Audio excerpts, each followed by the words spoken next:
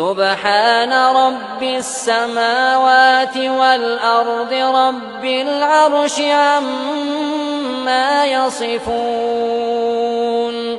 فذرهم يخوضوا ويلعبوا حتى يلاقوا يومهم الذي يوعدون.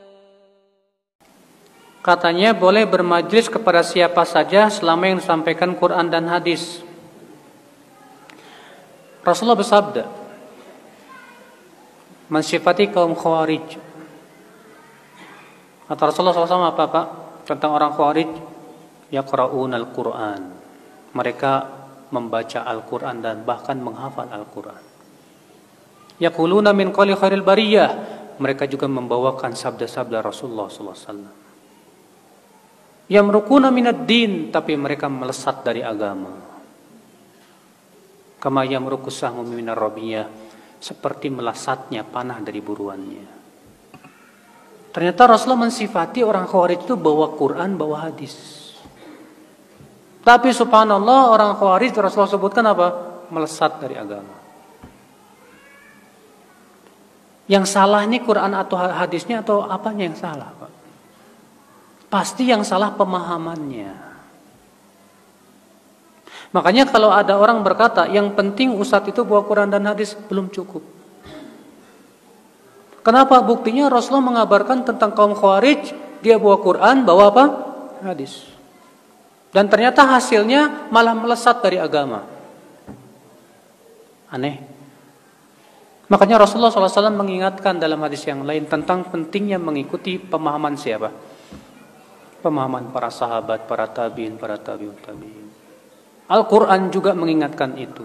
Dalam surat At-Taubah 100, "Was-sabiqunal awwaluna minal muhajirin wal ansar, walladzina taba'uuhum bi ihsan, radhiyallahu anhum wa radu'an." Dan orang-orang yang pertama kali masuk Islam dari kalangan muhajirin dan ansar. Dan orang-orang yang mengikuti mereka, mereka siapa di sini? Muhajirin dan ansar. Allah ridho kepada mereka. Dan mereka pun ridho kepada Allah. Allah ridho kepada muhajirin dan ansar, dan Allah ridho kepada orang yang mengikuti muhajirin dan ansar.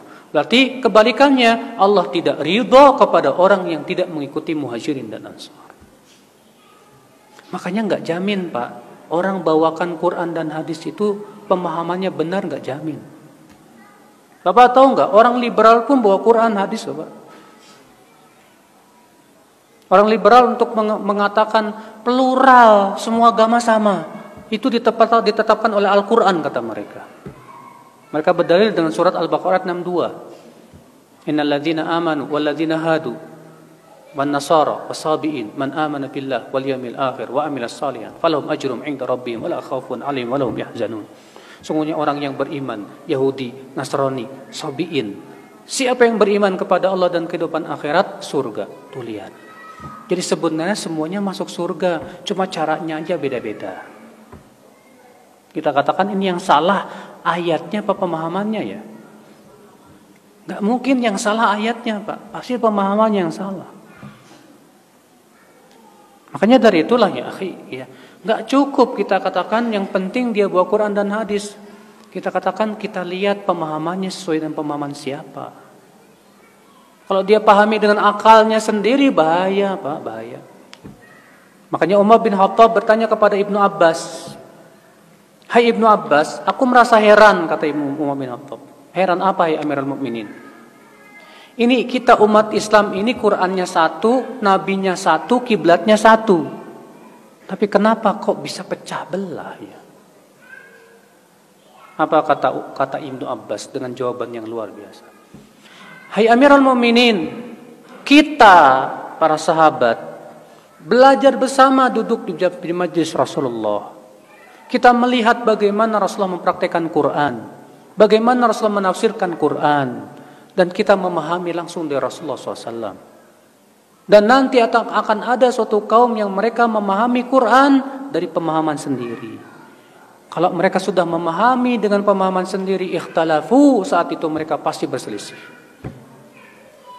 Subhanallah, jawaban Ibnu Abbas radhiyallahu anhu arda. Makanya akhi, sebaik-baik pemahaman siapa? Sahabat. Ya. Itu yang sudah terjamin. Ya udah, kita gali pemahaman para sahabat dalam kitab-kitab para ulama banyak, alhamdulillah. Maka setiap akidah yang tidak sesuai dengan akidah sahabat wajib kita tolak. Iya. Setiap pemahaman agama, pemahaman terhadap Al-Quran dan hadis yang tidak sesuai dengan pemahaman para sahabat wajib kita tolak. Karena itu pasti salah. Iya. Ikhwatul Islam, azani Allah wa iyyakum. Ya, saya pernah Pak waktu Jumatan di Jakarta itu ada seorang khatib membawakan ayat dan menafsirkan ayat. Innamat taubatu 'ala Allah lilladzina ya'maluna su'a bijahalah. Sesungguhnya taubat di sisi Allah hanyalah untuk orang yang melakukan maksiat karena kebodohan. Apa kata dia? Berarti orang yang melakukan maksiat dalam keadaan dia tidak bodoh, tidak ada taubat buat dia. Berarti kalau kamu berbuat maksiat dalam keadaan kamu tahu itu maksiat, taubatmu tidak diterima sama Allah. Ajib, saya mendengar itu aneh sekali. Saya rujuk kitab-kitab tafsir, nggak ada satupun ulama yang berpendapat seperti itu.